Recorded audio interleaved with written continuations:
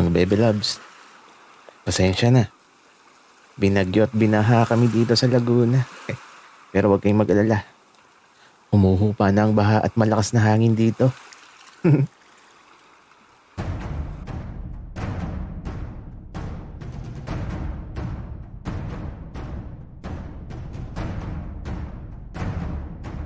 Kaibigan, huwag mong kalimutan mag-subscribe sa aming channel at huwag din kalimutan i-click ang notification bell at subscribe button. Subscribe na!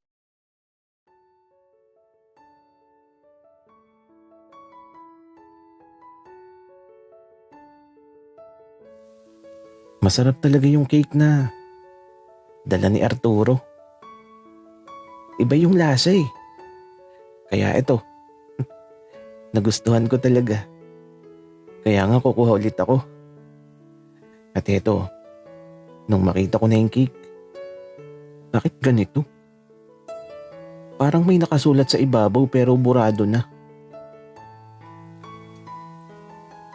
Napapaisip tuloy ako kung anong nakasulat sa ibabaw ng cake.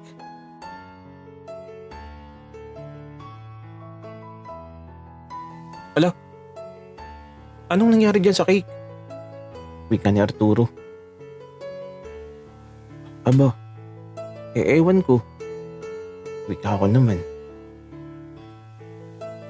Oh, mga apo, anong pinagkakaguluhan nyo dyan? Lolo, yung cake kasi nabura yung nakasulat sa ibabaw. Ah, yan ba apo? Ay nako, pasensya ka na. Nung kumukuha kasi ako kanina ng hiwa sa cake na yan eh. Nahulog yung plato ko sa ibabaw ng cake. Kaya ayan, nabura ang nakasulat. Ah, ganun po ba lolo? Ano po bang nakasulat sa cake? Nabasa niyo po ba? Ah, kasi apo nako hindi ko nabasa. Kay Arturo mo na lang itanong. Sige po lolo. Uy, Arturo, anong nakasulat sa cake? Benji. Ano kasi, sobrang pangit yung nakasulat. Hindi ko din nabasa. Ganun ba?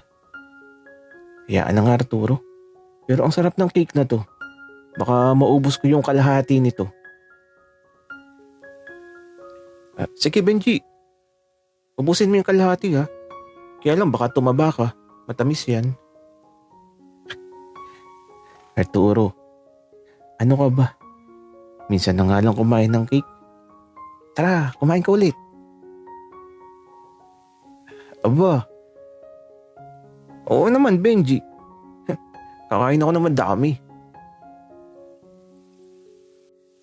Kaya ito, sinamahan na din namin sina lolo at lola sa sala na kumakain din ng cake. Sana lagi may cake. Ang sarap kasi talaga.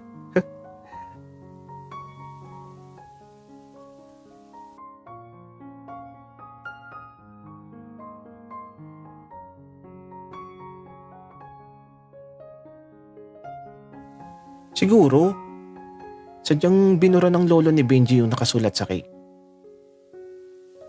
Kasi, alam niyang baka makita ni Benji yun. Kasi, kapag nakita ni Benji yun, naku, siguradong lagot ako.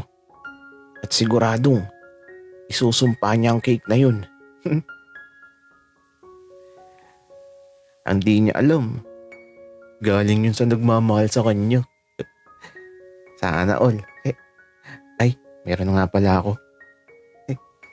Si Daddy David.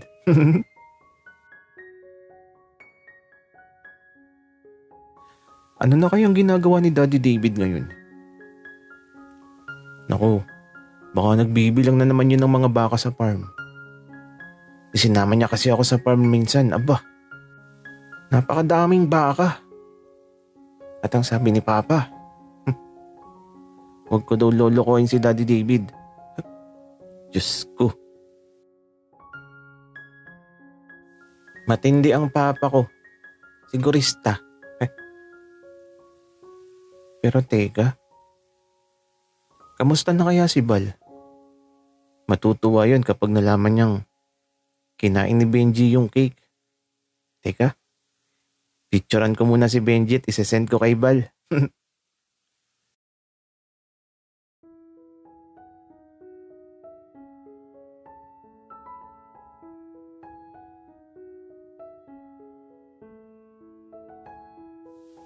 Habang mag-isa ako, dito sa silid ko.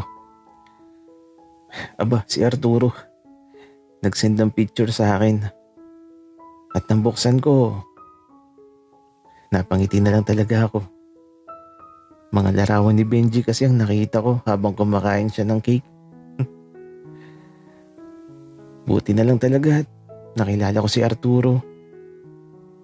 Kasi kung di ko siya nakilala, baka hindi kami muling pagtagpuin ni Benji. Si Arturo ang tila ba kerubin ng buhay ko. Ang kerubin na muling tutuhog sa puso ko at sa puso ni Benji. Na paglalapitin kami upang maibalik ang tamis at sigla ng kahapon. Sana dumating ng araw na yun.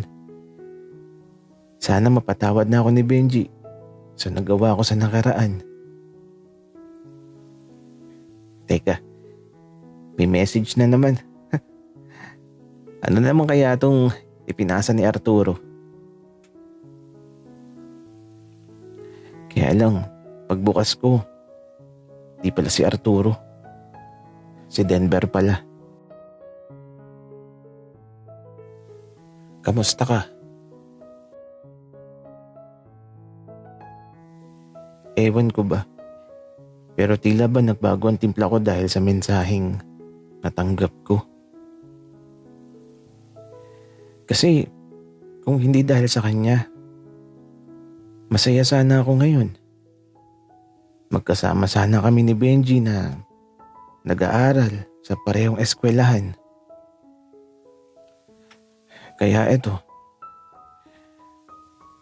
di ko na lang pinansin. At bakit ba ayaw pa niya akong tigilan?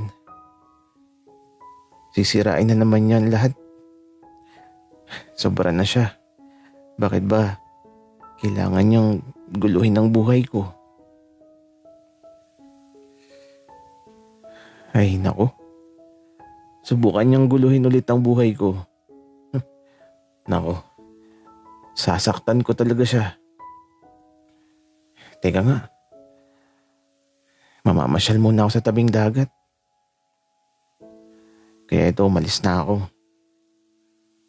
Tinakasan ko yung bodyguard ko. Sa maliit na gate ako sa likod dumaan para di ako makita. At ito, diretso sa dalampasigan. Medyo may kalayuan pero okay lang. Ang mahalaga, hindi na ganun kabigat ang nararamdaman ko. Medyo magaan na.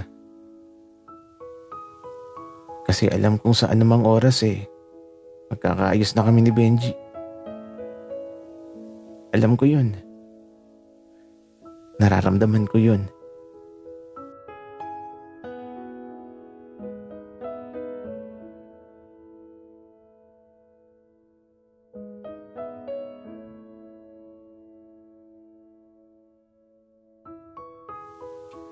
Lolo.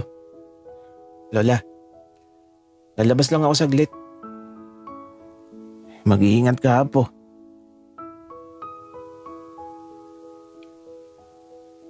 Benji. Saan ka pupunta? Kasama ako. Huwag na, Arturo. Gusto ko ng katahimikan. Tsaka, dyan lang naman ako sa may dalampasigan. Ah, okay. Ingat ka, Benji. Buti na lang at hindi na sumama si Arturo. Baka guluhin niya lang kasi ako. At Tsaka gusto kong makita ang dalampasigan. Namimiss ko na eh. Kahit madaming nangyari sa nakaraan. Pero ang mahalaga ngayon, masaya na ako. Promise, masaya na ako. Teka nga, ako'y magtatampisaw muna sa dagat. Nakakamiss eh.